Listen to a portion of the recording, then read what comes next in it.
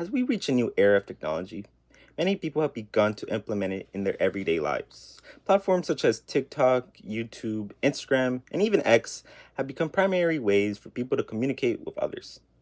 These platforms also provide short form content that people use to entertain themselves or learn new things.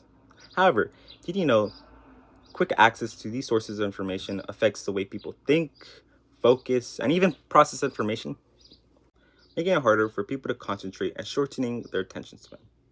Today, I want to talk about creating some type of restricted access or something that prohibits constant use of these platforms, especially for the youth.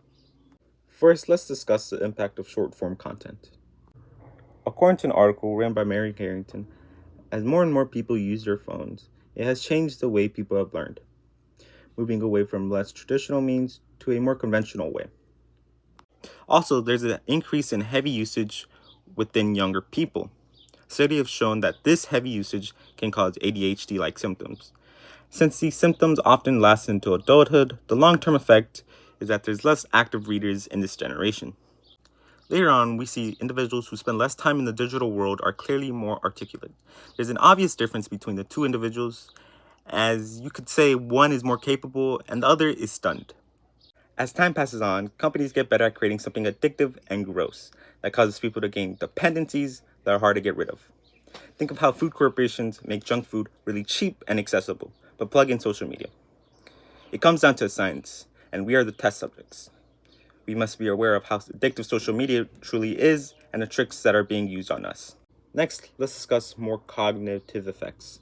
According to an article written by Camilla Foster, as we improve our tools in science, we have the ability to test and see the results of excessive phone usage and the effects it has on the brain, especially for adolescents.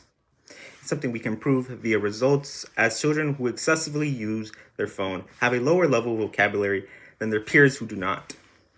Within the article, we are explained by Dr. Samir Shah, who said that when kids are going through their transitional phase in their lives, it's one of the most important times as they take everything they see and incorporate it in their lives. With social media being their most used app, we find out that these teens experience the most problems with focus and difficulty sustaining attention.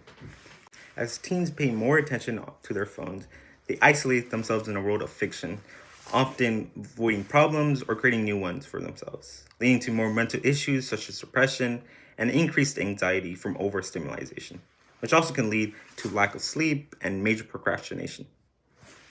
Lastly, let's discuss the effects it has on everyday life. According to Samantha Hernandez and Michaela Ram, in their article of Hoover High in Iowa, there's a growing number of schools in the southern United States that are banning phone use during class because kids and preteens are spending too much time on social media. Studies shown that heavy usage of social media has proven to have some type of negative effect on their mental health.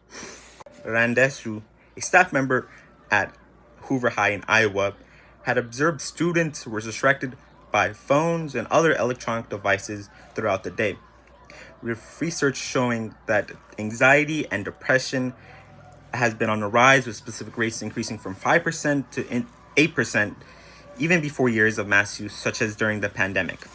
Dr. Stefan Mandler, a child psychiatrist in Des Moines, has seen that heavy social media use has harmed many children, especially their mental health.